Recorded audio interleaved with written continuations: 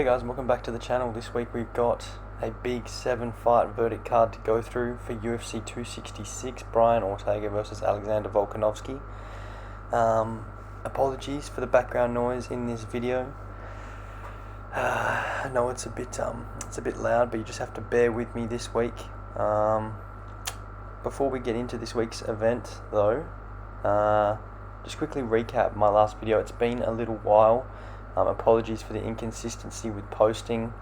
I've had some significant changes in my personal life, but hopefully I'll be able to continue pumping out regular breakdowns and betting advice in the upcoming weeks and months, and hopefully make some coin for you and I both. My last event, it was Derek Brunson versus Darren Till. I won't do the full breakdown. It felt like so long ago, but overall we went up 0.35 units in the betting section. We hit 2 of our 3 single plays, including our formula play of the evening, which was Khalil Roundtree. Fantastic performance by him in that one. And the multi went down by just the one leg. We needed Darren Till to win by knockout, so it was a very disappointing end to the night for me and anyone riding that multi with me. Yeah, that's that. Let's just get into this one because it may be a long one. Having 7 fights, we'll start at the bottom. Down in the prelims, we've got Dan Hooker versus Nazareth Hackpress. Dan Hooker 1.23 times on verdict, but $1.65 at the bookies. Nazareth Hackpress 5.41 times and $2.18. It is a tough fight to call. Nazareth, he has elite boxing, very responsible with his guard. He's got good footwork, and he also has power. He fires that big left from southpaw. And the stances were something that I wanted to talk about for a moment because it's an interesting part of this fight. Because Hackpress, he's a southpaw, a very good southpaw, and Dan Hooker, he switches it up. He goes between orthodox and the southpaw stance.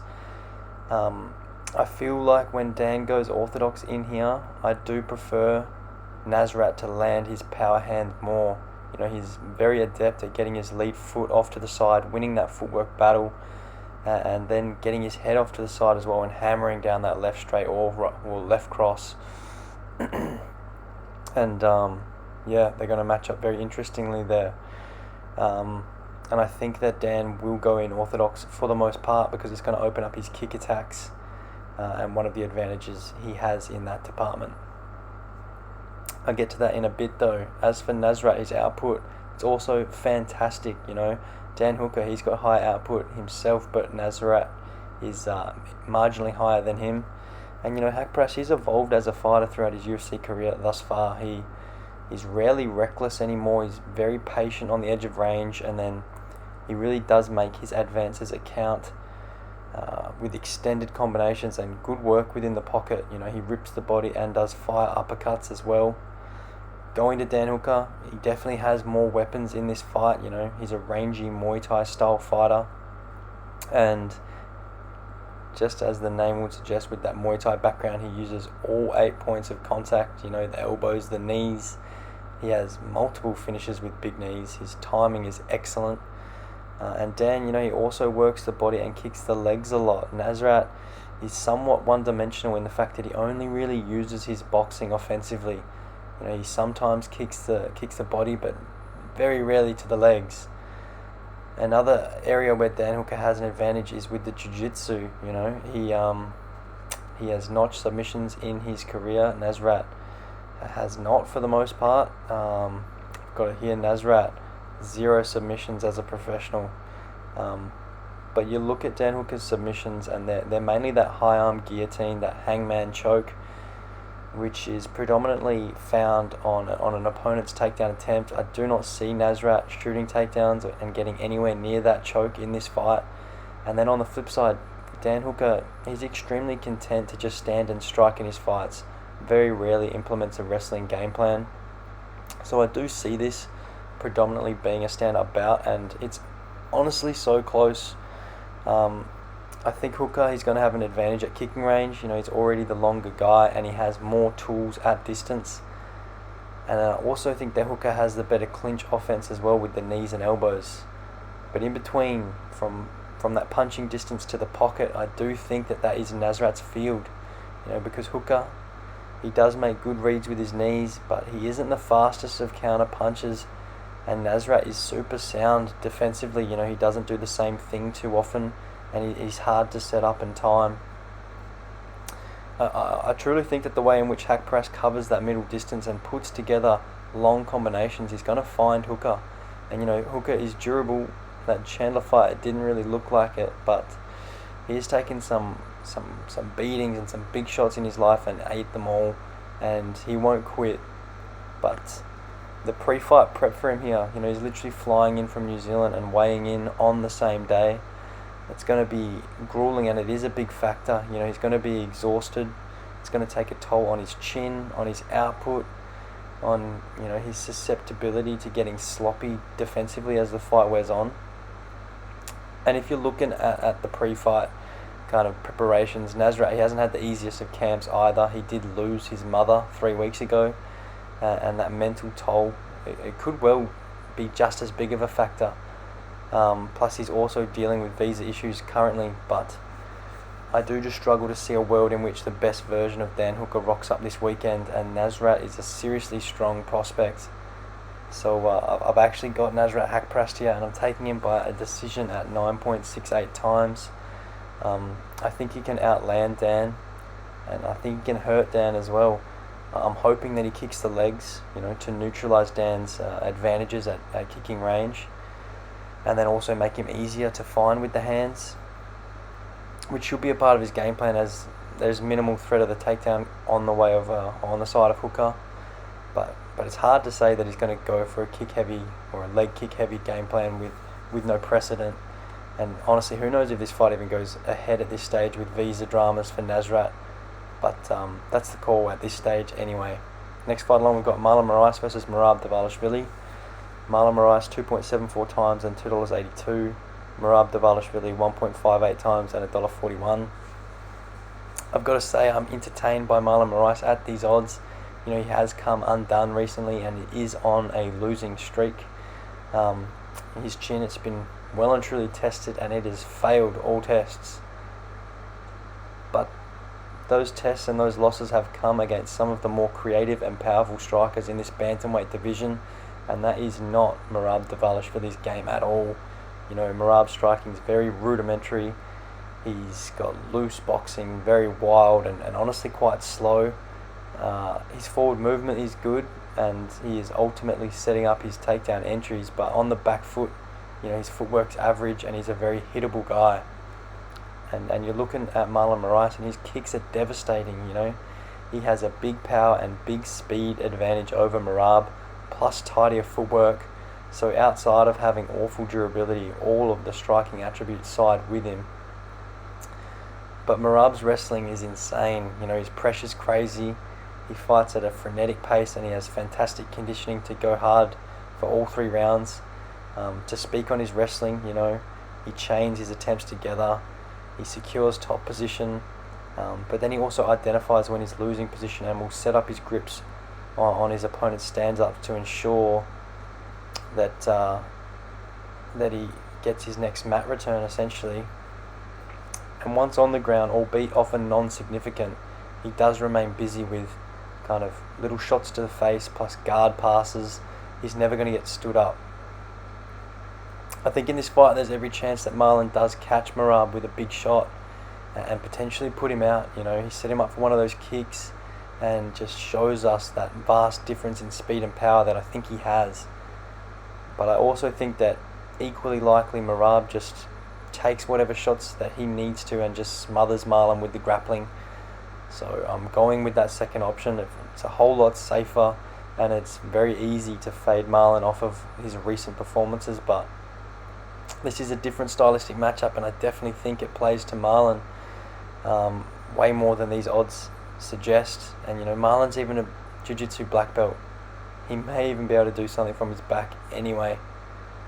But I'm not getting caught up with it too much. I'm just sticking with Dvalishvili by decision at 2.02 times.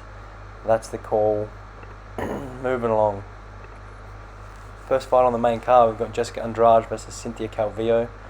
Andrade 1.19 times and $1.34. Cynthia Calvillo 6.27 times and $3.18. Cynthia Calvillo is just a step behind here, in my opinion. You know, the verdict community, they see that with this short price. Plus the Tadpole sees that, you know. To speak on the fight anyway, Cynthia's a volume striker. She honestly does mix it up pretty well. She's got solid leg kicks and does throw nice straight punches and finds the body a lot. But I feel like the power advantage that Andrade has is going to spell big trouble throughout the fight. And yeah, you know, I'm fully aware that Andrade can get a little reckless with it in there and throw quite wide punches.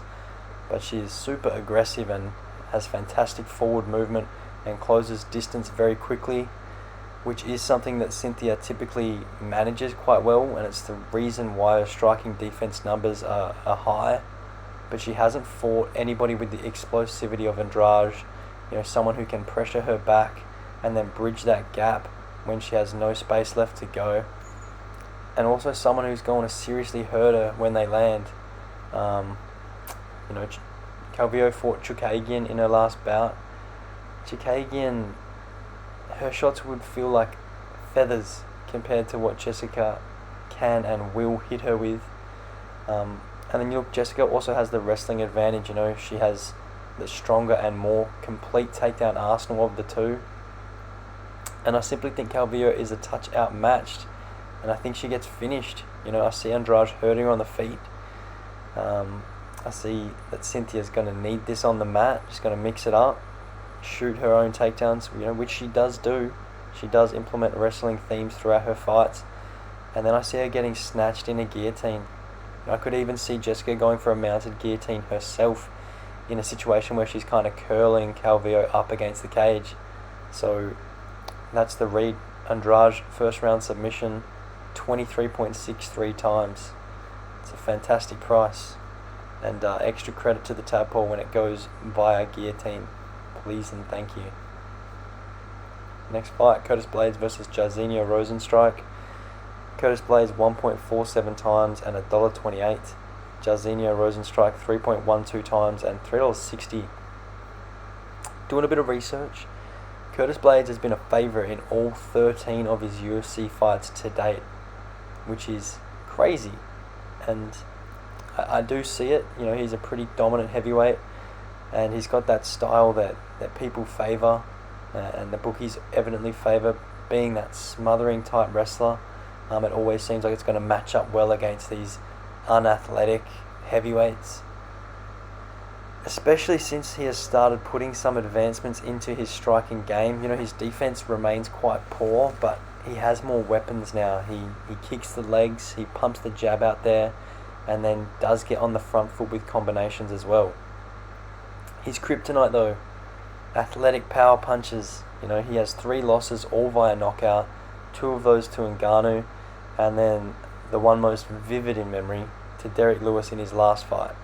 You know, none of those losses are terrible. Francis is the champ and Derek is a perennial top 10 heavyweight. But on the feet, you know, it's no secret that he can get tagged and he can get wobbled with those shots. And he has given himself 8 months, but that Lewis knockout remains the most brutal thing I've seen this year inside the cage. And if Rozenstruik has anything, it's big power. You know, this guy, the Suriname native, has crazy power. He's cut from the same cloth as Derek and Ngannou. Hits like an absolute freight train, has terrific hand speed, and also really good kicks. You know, his leg kicks are thunderous. I would say at 6'2" and a slightly smaller frame, he's less physically imposing than those 2 names aforementioned. But to be honest, he definitely, in my opinion, moves better than Derek. He has much better footwork, and then he kicks better than Francis. You know, Jairzinho's downfall to me is the defensive wrestling, and that is obviously where this fight is won or lost, with Curtis being a wrestler. You look at the stats, Jairzinho's takedown defense, it reads at 80%, which is very solid. But when we have seen him on the mat, his stand-up game is lacking. You know, his technique there is not good. He tends to hold on to underhooks, which somewhat manages posture, but it just keeps him flat on the mat. You know, he does not do much in terms of fighting out of those spots, getting back to the cage and finding his base and building back up. And with big Curtis Blades on top, who does have one of the heaviest top games in the sport, I don't see Jairzinho getting out very easily if and when he is taken down. But if he can lure Curtis into staying on the feet longer, which Blades has been participating in more time in a striking type scenario, I do think that Rozenstruik can find a big shot, and I think he can stagger Curtis again. You know, one of the factors of this fight is Jairzinho's kicking game. It is his biggest asset, and I hope the takedown threat doesn't make him hesitant to throw kicks, because then this fight becomes kind of a different ball game. But even so, I do like Jairzinho's counters. His step back left hook is absolute money, and I do see it cracking Blades right behind the jaw and just knocking that equilibrium and rounding out a TKO finish. Rozenstruik second round knockout 3.72 times. That is the call. Next fight along, Nick Diaz versus Robbie Lawler. The return. Nick Diaz 1.67 times on verdict and $1.90 at the bookies. Robbie Lawler 2.50 times on verdict and $1.90 at the bookies. Cannot split them there at the bookmakers. And you know, this fight, it's downright fucking strange, you know. It's epic, but it is super strange. It's a rematch 17 years removed from the first installment, which has never been seen before, and it's likely never going to be seen again. You're looking at these two. Robbie Lawler, he hasn't won a fight in 4 years. Nick Diaz hasn't had a pro fight in 6 years. You know, you look, that infamous Anderson Silva title bout was his last fight in the octagon. The one where you see all the videos from the showboating, Nick laying on the ground. It was a loss, but ultimately became a no contest, and it's where Nick Diaz tested positive for marijuana and got a 5-year ban from USADA. And Anderson Silva, well, he tested positive for PEDs. So, but yeah, even that was 6 years ago for Nick, and he hadn't even been that active going into that fight. You know, his fight prior to the Silva one was to GSP a full 2 years before that. So I'm just thinking, what the fuck?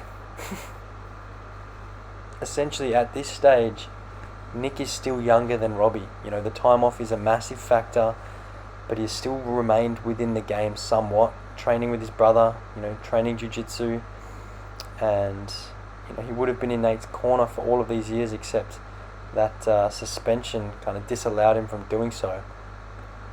Robbie Lawler, he's been active 5 fights in the last 4 years, but he has not looked good. You have to say, though, his competition, it's remained at quite a high standard, but the performances have been lacking. As for their styles and how they match up, Robbie's going to have a power advantage. You know, he has really heavy hands, and he's probably the more athletic guy and the stronger guy. Nick Diaz, really similar to Nate on the feet. He's primarily a boxer, but he does also throw in some Taekwondo style kicks. He's not an overly fast striker, but he has tons of volume and a great gas tank, which is associated heavily with the Diaz name. I think Nick probably throws the straighter strikes as well, and I do prefer his jab. Robbie tends to get very wild and wide with his attacks. And then, of course, the ground game. Diaz, a nasty jiu-jitsu practitioner, that is his bread and butter and his foundations. He's very slick with his transitions and submission attempts on the mat, and has finished fights with a variety of techniques. As for their first fight, to quickly touch on that, you know, Nick knocked him out in the second round. It was a clean right hook in the exchange, completely flattened Robbie. You know, throughout that first round, Robbie was getting quite fired up. Nick was talking at him a whole lot, and surprisingly to the commentary in that fight, and I suppose at that point in their careers, with Nick being a jiu-jitsu fighter, he didn't really go the takedown route. He was very happy to stand and strike and was confident in his skill set there. But when Diaz did implement some grappling, Robbie defended quite well. So something to consider with this one. But essentially, I think the game has surpassed Lawler. You know, that pure athleticism and power doesn't cut it anymore. You've got to be throwing more than the 1-2s and the wild hooks these days. I think that although we haven't seen much from Nick to see whether the game's also surpassed him, his style at the time was more fitting to the current era. He's very elusive on the feet. His striking defense is fantastic, and yeah, just like his brother, he doesn't wow you with anything, but he's just a good fighter, and I'm actually taking him here. The ring rust, it's huge, but dudes like the Diaz brothers, if I could pick anyone in the world in which a layoff of this size wouldn't be a huge factor, it would be one of these two. I think Nick's going to be able to walk Robbie down, just get in his face. He's probably going to get tagged as well, but not in lengthy combinations, because Lawler just doesn't fight like that. I can see Nick talking, pressuring, hitting him with that jab, and then staying in the pocket for his own combinations, because his head movement is sound, and I think he's going to be confident in that situation. And unlike their first fight, I ultimately see this one hitting the mat. Lawler's ground game, it's lacking. I do think this fight gets to the ground at some point in some manner.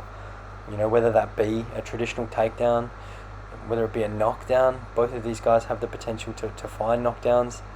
And then, even just based off pure exhaustion due to the pressure and pace that Diaz fights at, this is a 5-round bout, and that definitely favours Nick Diaz. So yeah, I'm favouring it to get to the mat and then Diaz notch up a submission in the third round at 15.94 times. Robbie Lawler, he's been submitted 5 times in his career. As for the round play, twice of those times were in the third round. Nick, on the flip side, has 8 submission wins, 3 of those in the third frame. I like the play at odds. Co-main event, Valentina Shepchenko versus Lauren Murphy for the flyweight women's title. Shevchenko 1.06 times on verdict and $1.07 at the bookies. A humongous favourite. Lauren Murphy coming back at 17.28 times on verdict and $8 at the bookies. I don't feel like betting lines in MMA should be this wide. It's such an unpredictable sport. And Lauren Murphy is by no means a can. I actually really like her, but I'm still not going to be wagering anything on her or risking my prediction records with her. Not when we just see how much of a force Valentina is each and every time she enters the cage. Still, to give this fight the time of day, I'm going to talk about skills. Lauren Murphy honestly has some pretty decent boxing. She is safe defensively, quite trustworthy with her high guard and head movement. Her kicking offense isn't super consistent, but she's finished girls with knees before. She's had fights where leg kicks have been a big theme. She's got skill, and she's also a big frame, pretty much identical to Valentina, and a very strong girl. She's used offensive wrestling recently and managed to secure solid control time in doing so. She even notched her first submission win 2 fights back against Lilia Shakarova. But yeah, Valentina is just better everywhere. She's the faster and more dynamic striker of the two. She also hits harder, she moves better, and then has the grappling edge as well. A very dominant top presence, very aggressive ground striker, and then super slick jiu-jitsu. I do think that Lauren Murphy will land some shots in this fight. I think she may do as good or even better than Valentina's last 5 title challenges. And in doing so, she probably poses some value at the $8 price tag or this crazy 17 times verdict tag. But it's Valentina for mine via a decision at 8.03 times. It's actually a fantastic price for the decision considering how short she is on verdict. And you look, Lauren Murphy's never been finished. She's fought into the 4th round before. She's very durable, has good conditioning herself. I think she can survive, but all in all, still just lose pretty clearly. Okay, main event. Drink break before we hit it. It's Alexander Volkanovski versus Brian Ortega. Volkanovski 1.71 times on verdict and $1.60. Brian Ortega 2.40 times and $2.28. This is a fantastic matchup. We've had all the beef through the Ultimate Fighter season. These guys evidently do not like each other. And yeah, super talented fighters. Both guys only have one blemish on their records. Coincidentally, both knockout losses. You look at Brian, it was in his second last bout against Max Holloway. But honestly, that feels like an eternity ago. And it kind of was. It was in 2018. And Volkanovski, his lone single loss came on the regional scene in his fourth pro fight, way back. Neither of these guys are chinny. Even with those knockout losses, both have great durability and can take a shot. As for the styles, it's super tricky. I think Volkanovski is the better technical striker. He's quite rangy for a guy standing so short. He has a nice long jab, deceptively long arms. He will mix it up to the body as well. He throws everything in combinations. His volume and conditioning is insane. And then he kicks the legs a ton. Nothing that he throws ever seems to be with really fight-ending intentions. He sticks and moves, just puts it on you, but he can do that all day. In my opinion, although quite technical, Volkanovski's striking is quite rigid. It's quite tight, but it's kind of predictable. He is fast and he does make really good reads and has a impeccable fight IQ, but outside of his feints, he does kind of go back to the well with really similar attacks, and I'm talking that jab and that low kick. It does kind of set his barometer, set his pace, but he doesn't do anything too unorthodox, which is where Brian has an advantage. He's not super wild, but he is the wilder of these two on the feet. He will go for those flying knees, the spinning elbows, that athletic-based striking technique, and he has an edge in athleticism for mine. Cutting back between these two, strength, Volkanovski would appear to be the stronger fighter. He has good wrestling. He doesn't always lean on it, but it is there, and I rate his wrestling game. He trains with the Hickman brothers out at Tiger Muay Thai in Thailand, and they have really good American college wrestling credentials. But I've just got this feeling that Brian's background in jiu-jitsu, he is such a force in the grappling department, and although he may be at an outright strength disadvantage, the way that he can use his body weight with different grips and different locks and leg positioning to manipulate his body and his opponents in grappling scenarios, I think it's fair to say that Ortega's going to have an advantage when this fight hits the mat. And that strength that Volk may possess, it might not be such a factor when Ortega uses what strength he has in a more technically efficient manner. Jumping back across again to the stand-up, Ortega, man, his stand-up looked fantastic in his last fight against the Korean Zombie. His leg kicks were great. He really turned his hips into them. Big power with those low kicks at times. He was also working quite a nice lead jab from southpaw, and then mixing up angles with that power left. He threw it to the body and then to the head. And he was also then throwing the right hook around the guard when he stepped off the center line, winning the position of the outside foot, which kind of imitates that you're going to throw a left straight and then whipping the right hook around the guard. That was catching Korean Zombie. And it was kind of showed us a lot of advancements in Brian's stand-up. The thing about that fight, Korean Zombie really did just stand in front of Ortega for almost the duration. It was quite weird. Brian had so much time and so much space to figure out his attacks and bounce out of range on defense and come back in and kind of be the pace setter. It's not going to be the case here. Volkanovski fights at such a pace, it's so frantic. Brian's not going to have the time on his hands to measure his attacks and defense like we saw in that last fight. Brian's inactivity is a factor as well. Don't know if it's good or bad, because that Korean Zombie fight is the only bout we've seen him in for 3 years, and he did look so much better and so much more well-rounded. Could the inactivity actually be a plus, and he comes out in this fight looking like he's gone back and developed even more layers again? And of course the same could be said for Volkanovski. It's It's been quite some time since we saw him in his last fight as well. But just based off that, the recent changes and the fact that Volk didn't really mix it up between the max fights, I think Brian's probably going to be the one who's going to have changed and evolved even more. Anyway, I have to make a call.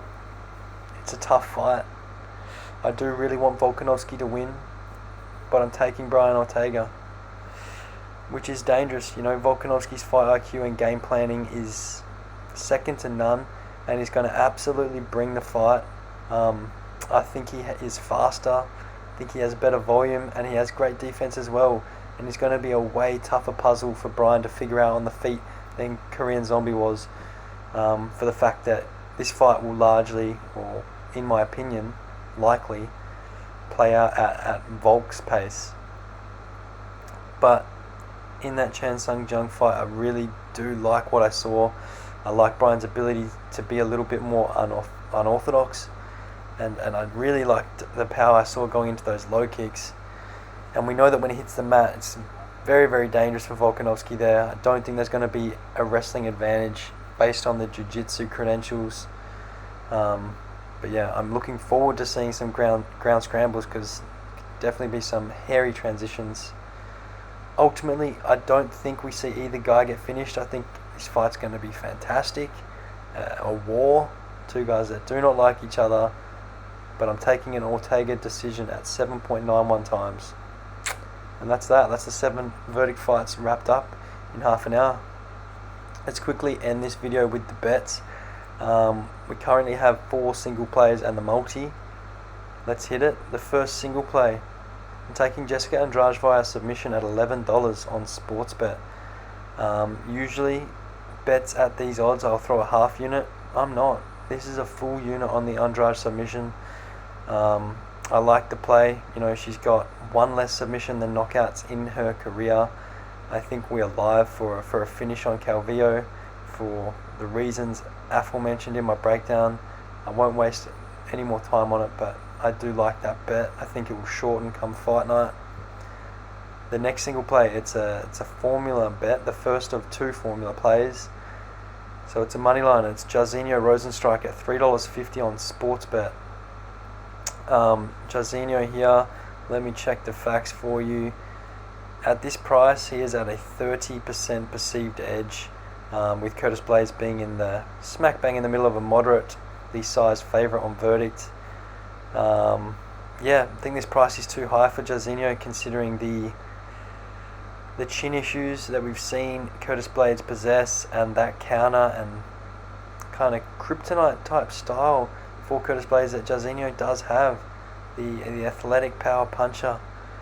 I think we could see Curtis go out again, and if Curtis cannot implement his takedown game, Jairzinho has every chance for a decision. We've seen him fight 5 rounds before, a couple of times, and if this is a stand-up bout, he's going to be the better of the 2 between him and Curtis Blaydes. So yeah, heavily leaning the knockout play, but just the money line here as per the formula. The next single play, it's in the co-main. I'm taking Valentina Shepchenko via a finish in round 4 or 5 or a decision at $2.20 on Sportsbet. Like I said in my breakdown, I rate Lauren Murphy's durability, but I think Shevchenko is going to be too much. I do like this fight to get extended into the championship rounds. I have chosen a decision on verdict. So yeah, we've just got to see this fight surpass the first 3 to cash this bet, and I like the play. The last single play, another formula bet. It's Brian Ortega.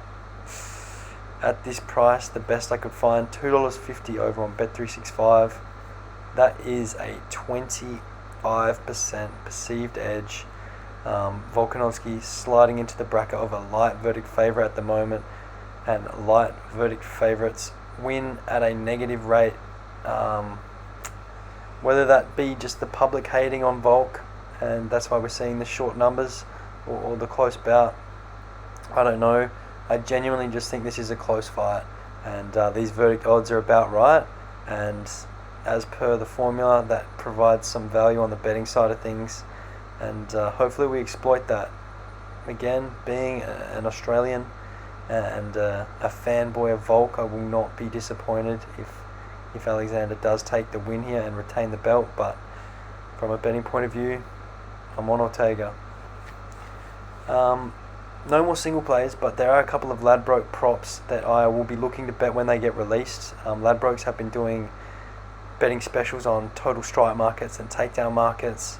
I'm going to be looking at playing Shepchenko takedown overs, probably looking at the 4 to 5 takedown margin or range, as long as it's the right price. So I think Shevchenko is going to go a grappling heavy game plan, and if this fight gets extended, as I think it will, 4 to 5 takedowns is highly likely, and we're probably going to get a pretty good price on that, between $2 to $3, I'd imagine. Another prop that I'm going to be looking to play is the Volk Ortega main event to go overs on the total strike markets. If this fight gets extended, I cannot see a world in which we don't get 200 plus total strikes. So I'll be looking at playing maybe a 180 plus total strikes. Just be gauging what the price are on that. If the 180 plus is around $2 to $2.50, that'll be enough for me to have a stab at that. If it's any higher, that's absolute value. So that's that. I just wanted to flag that there. For any of those late edition bets, you have to follow me on the socials, all down in the description. So follow me on there, and you will not miss any of those prop bets that are to be released later in the week. We still have the multi to go. Alright, it's 3 legs. I'm taking Andrade double chance. That is either by knockout or submission. I'm taking the Shevchenko Lauren Murphy fight to reach round 2, and then I'm taking Ortega by decision. That multi comes in at $20.58 to 1. The Andrade leg, I will not talk about that any longer. Neither the Shevchenko Murphy fight to reach round 2. It's just a little bit of a filler there at low odds, just to bring this up to the $20 price tag that I like to reach for my multis. And the last leg, Ortega by decision. It too does not need explanation, but it is just it's the sweat leg of the multi. I've left it till last, so hopefully we're riding it for the main event. And that's that. Alright guys, it's been a big one, but 7 fights on the verdict card. That's going to happen. Cheers for tuning in this whole time if you have. I've been talking at you for quite some time. All the records in the description, as are my socials. Don't feel afraid to jump in the comments, tell me your picks this week, your bets, if you're riding or fading any of the Tadpole's plays. Definitely has the potential to be a horrible event for me. Lots of close calls, and I've gone some obscurities, so yeah, but reasoning within, and I like where I've gone with it. So cheers guys, I'll see you on the next one. Catch up.